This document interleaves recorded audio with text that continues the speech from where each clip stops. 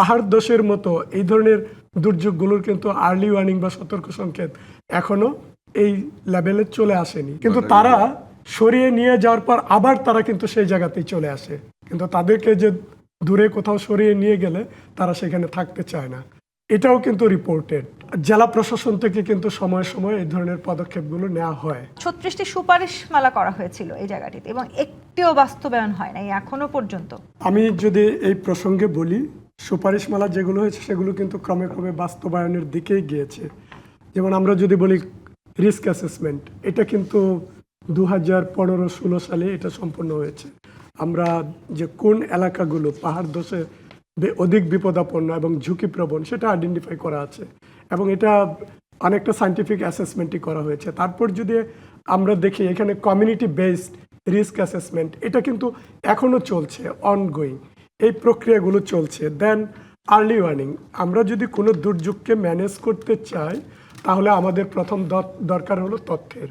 তো সেই তথ্য রেসপন্সের জন্য সবচেয়ে বড় দরকার হলো আর্লি ওয়ার্নিং। তো আমাদের বন্যা, ঘূর্ণিঝড় এই ধরনের দুর্যোগগুলোর আর্লি ওয়ার্নিং কিন্তু এখন অনেক বেশি আমরা স্যাটিসফ্যাক্টরি লেভেলে আমরা দেখি, তাদের অ্যাকুরেসি অনেক হাই। কিন্তু পাহাড় ধসের মতো এই ধরনের দুর্যোগগুলোর কিন্তু আর্লি ওয়ার্নিং বা সতর্ক সংকেত এখনো এই লেভেলে চলে আসেনি। নগদ নিয়ে এলো হার নামানা হার অফার। সর্বনিম্ন 10,000 টাকা রেমিটেন্স নগদে পাঠালে থাকছে স্বর্ণের হার জেতার সুযোগ। আমরা ওই অ্যাকুরেসিটা দেখতে পাইনি, কিন্তু এটা শুরু হয়েছে।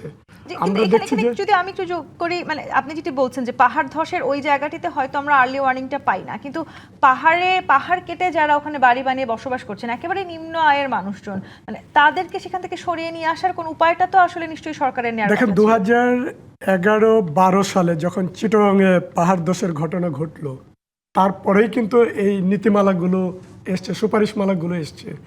তারপর থেকে কিন্তু চিটাগং সিটি কর্পোরেশন উদ্যোগ নিয়েছিল, তাদেরকে কিন্তু সরিয়ে নেওয়া হয়েছিল। এই যে মতি ঝর্ণা এই এলাকা থেকে, স্যার যদি মনে করতে পারেন, কিন্তু তারা সরিয়ে নিয়ে যাওয়ার পর আবার তারা কিন্তু সেই জায়গাতেই চলে আসে।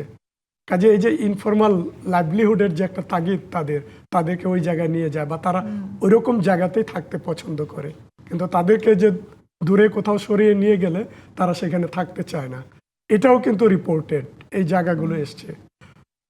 আর আরেকটি যে অভিযোগটি করছিলেন ডক্টর খন্দকার মোকাদ্দেম হোসেন, মানে প্রভাবশালীদের হাতে একরকম জিম্মি হয়ে থাকেন এই নিম্ন আয়ের মানুষজনরা বা কিংবা যারা আসলে পাহাড় কাটছেন, সেখানকার বনাঞ্চল ধ্বংস করছেন, তাদের বিরুদ্ধে আসলে আমরা সরকারিভাবে কোনো পদক্ষেপ নিতে দেখবো কিনা?